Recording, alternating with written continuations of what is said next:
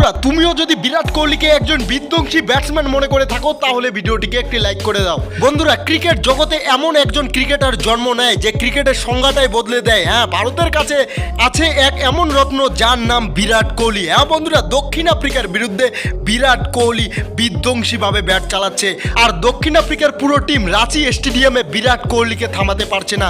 হ্যাঁ বন্ধুরা, বিরাট কোহলি 120 বলে 135 রানের ইনিংস খেলে দেখিয়ে দিলেন তিনি ক্রিকেট জগতে রাজত্ব করতে এসেছেন।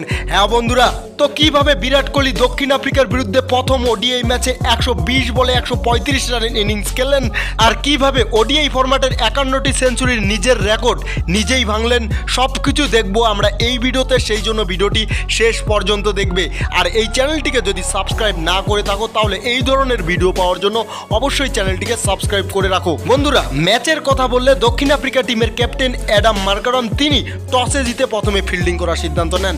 তারপর ব্যাট করতে আসে ভারতের দুই ওপেনার যশস্বী জয়সওয়াল এবং রোহিত শর্মা। আর যশস্বী জয়সওয়াল দক্ষিণ আফ্রিকার বোলার নান্ডে বার্গারের বলে তিনি 18 রানে আউট হয়ে যান।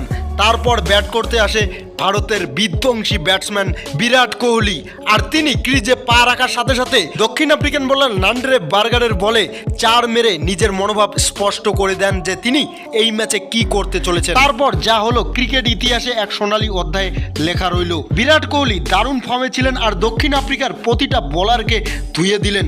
প্রতিটা ওভারে 6 মারছিল, এমন লাগছিল যে এটা ওডিআই ক্রিকেট নয়, টি20 ক্রিকেট চলছে। দক্ষিণ আফ্রিকান বোলার মার্কো জনসনের ওভারে শেষ 2টি বলে 4 এবং 6 মারলো।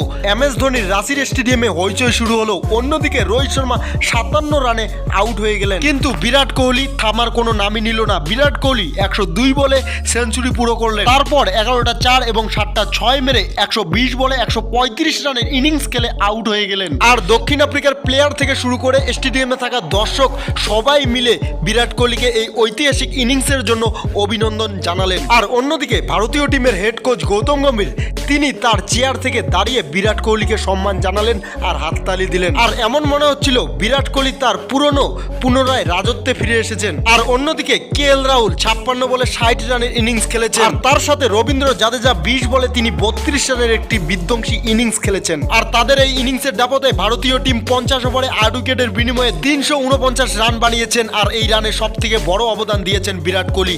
আর বিরাট কোহলির ঝড়ো ব্যাটিং দেখে প্রশংসায় মুগ্ধ হয়ে গিয়েছেন রোহিত শর্মা। আর তার সাথে সাথে বিরাট কোহলির 120 বলে 135 রানের ইনিংস সোশ্যাল মিডিয়াতে উত্তেজনা ছড়িয়ে দিয়েছে।